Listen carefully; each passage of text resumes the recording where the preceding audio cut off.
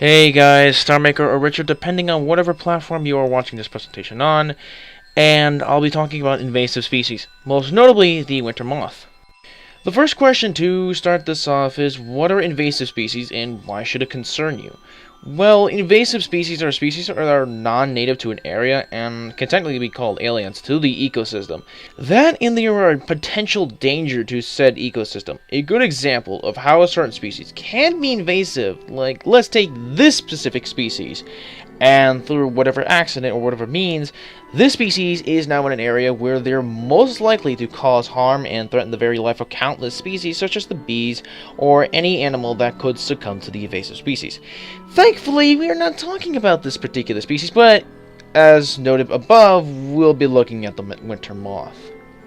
This species was introduced into the United States from Europe via Canada, and the species mostly prefers forests, as the species tends to go after such deciduous trees like oak, maple, basswood, white elm, and fruit producers like crabapples, apples, blueberries, and cherries. Now, why exactly is this species a problem? Well, if you can consider the fact that the species notably does defoliation of trees and shrubs in spring, then yes, this species is mostly a potential threat to Massachusetts forests.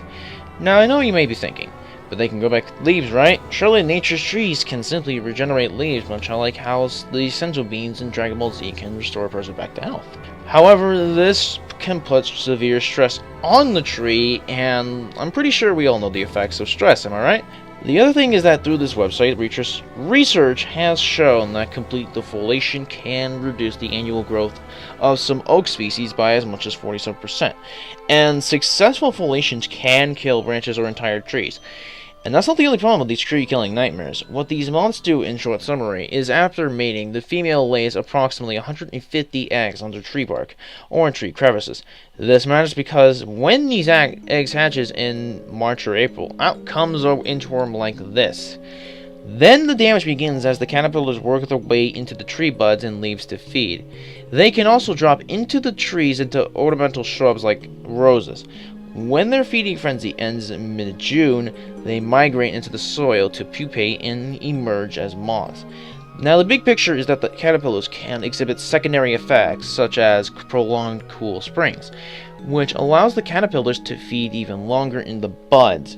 The dry years can put trees under additional stress, and worse off is the fact that infestations of other insects like bark beetles, fungal parasites, and other moth species can take a hold of these trees when they're weakened at its worst.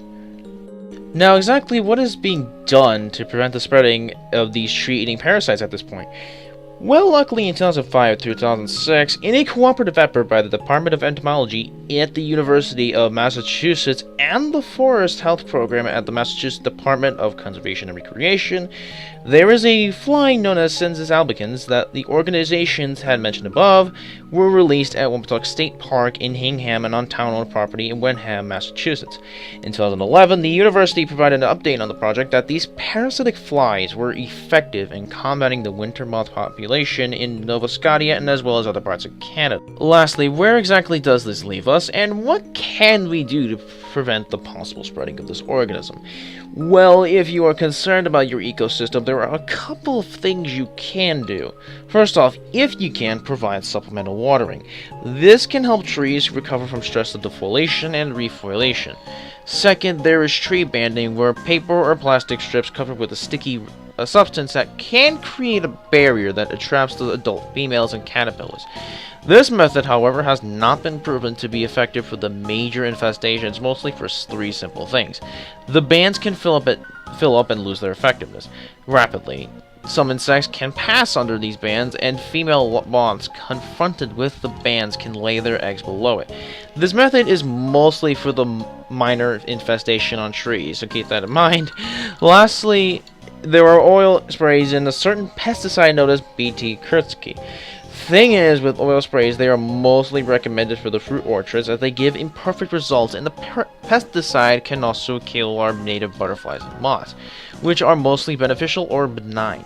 This pesticide should only be applied to the surface once the leaves have been expanded for the caterpillars to ingest, i.e. after damage is done within the leaf buds.